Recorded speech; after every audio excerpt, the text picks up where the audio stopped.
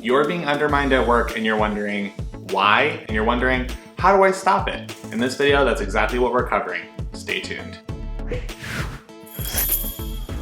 Welcome back to the channel. My name is Ben Preston, author of Harness Your Butterflies and creator of the Career Accelerator program.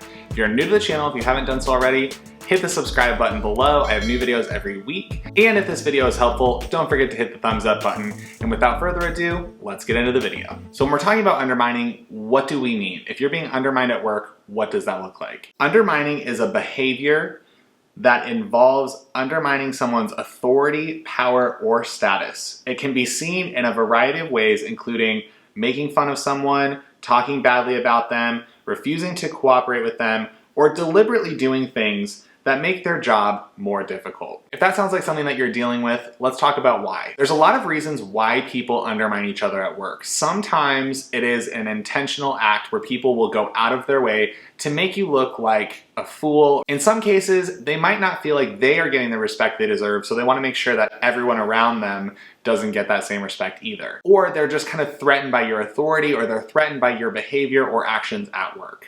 Now, not to say that every time if you're being undermined, it's not always intentional. Sometimes it is unintentional. Sometimes your coworkers just overstep bounds, or if it's your coworker, it's your boss. But sometimes they disrespect you in a more professional environment.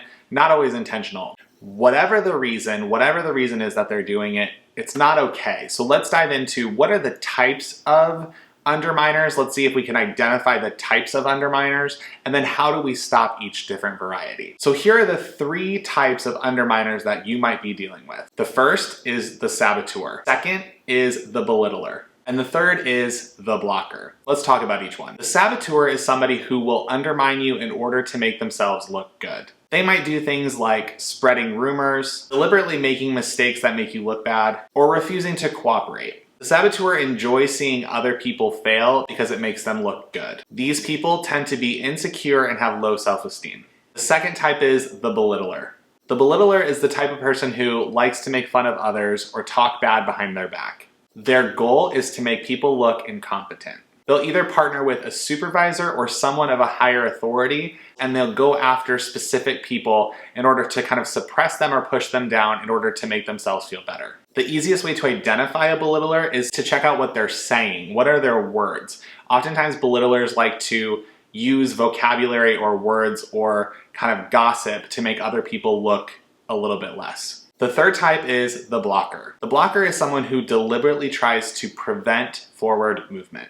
That might look like more tangibly trying to prevent you from reaching your goals or objectives. Blocker is somebody who will actively go out of their way to make sure that getting to the goal, getting to progress is not achievable. So they might kind of slow things down, they might put roadblocks in place, they might overcomplicate projects just to make sure that things aren't getting done. The easiest way to identify a blocker is by their behavior. Is this somebody who's constantly kind of putting things back or making it more difficult to move forward? They seem to be the people who always get in the way. Any of these instances, no matter what type of underminer you're dealing with, what are the ways that you can deal with an underminer? You might not be able to get them out of your organization completely, but you can make working with them easier if you can take a proactive step in kind of calling them out sooner rather than later. So let's talk about how do you deal with these different undermining types. Very first obvious step, the first tip is talking to the underminer and kind of bringing it up in a soft way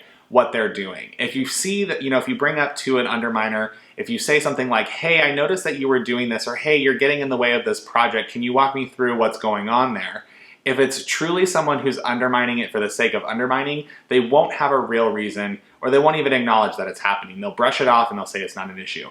If it's unintentional, if it's someone who's unintentionally undermining, they will acknowledge that they are undermining a project, and then they will quickly correct themselves. So if they are doing it unintentionally, you'll be able to see that right away. If, however, you're seeing that they are doing it intentionally, we have some other tips for you. The second tip of dealing with an underminer is stay calm.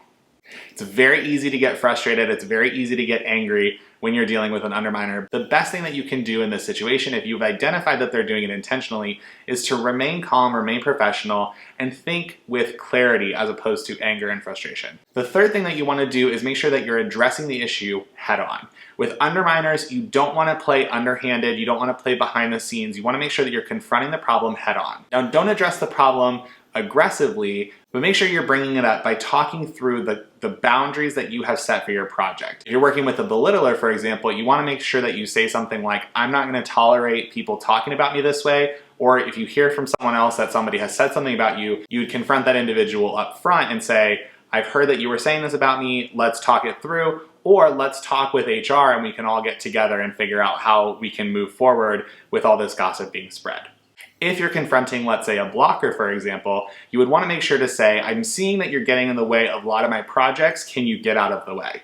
Or I'm seeing you're getting in the way of my projects, let's talk to our boss, let's talk to operations, let's talk to whoever the decision makers are and make sure that they are aware of what's going on and making sure that we are able to move forward without having a lot of blocking behavior. The fourth thing that you want to do is make sure that you're getting support not only from your coworkers, but you're also getting support from your boss. It's really important when you move forward with an underminer, and once you start addressing conversations with them and you start calling them out basically on their crap, you want to make sure that you are actually having conversations with your boss and looping them in with what's going on as well. Because the last thing that you want is for someone to come in and basically undermine you from the executive level if that belittler or saboteur or blocker gets executive support. So you want to make sure that you are aligning with your boss, you're getting support from your team, and moving forward that way. And the last thing that you want to do is just make sure that you're consistent. When you're working with underminers, the best way that you can help them is by being inconsistent. So if an underminer is trying to sabotage a project, they're trying to block a project,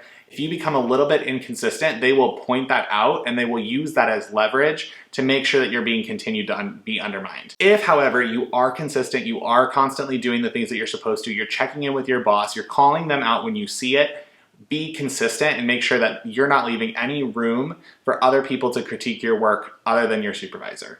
The last thing that you want to make sure after you've gone through all of those tips is addressing how do you work with an underminer after a confrontation. Now, assuming that you've identified what type of underminer you're working with, you've gone through all of the tips to confront them, now you're at the last stage, which is dealing with that confrontation, continuing to work with them, which cannot always be the easiest thing. So what are the things that you can do dealing with an underminer after your confrontation? The first thing that you want to do is make sure that you are constantly setting expectations and constantly reinforcing your boundaries. Whatever that looks like, it goes back to the last tip of being consistent. You want to make sure that you're always allowing for constant communication, constant engagement, and expectation setting so that they know what you're going to be doing and they know what your expectations are. The second thing that you want to do is you want to make sure that you're holding them accountable for the work that they're responsible for. This is critically important when you're dealing with a blocker. If, let's say, it's a blocker on your team and you get your boss involved and your boss decides to help manage the project, if your blocker person isn't doing what they're supposed to, you want to make sure you're holding them accountable either by reporting to your team supervisor, your project leader, or confronting them directly and saying, you said you were going to have this done by this date and it's not. And you want to make sure that you're holding those people accountable continually. The last part of working with an underminer after a confrontation is just being reflective of what worked, what didn't work, how can you as a professional move forward in a way that's a little bit more sustainable and hopefully not as stressful. And undermining behavior can be really damaging to team dynamics, so it's important that you deal with it head on and make sure that you have patience and resilience when it comes to dealing with underminers. If you're looking for more information, I have a bunch of other videos that you can watch. For this video, that's all I have. If you thought it was helpful, if you have anything else that you would add, please leave me a comment. If it was helpful, make sure to leave a thumbs up. I have new videos every week, so don't forget to check back in. See you on the next one.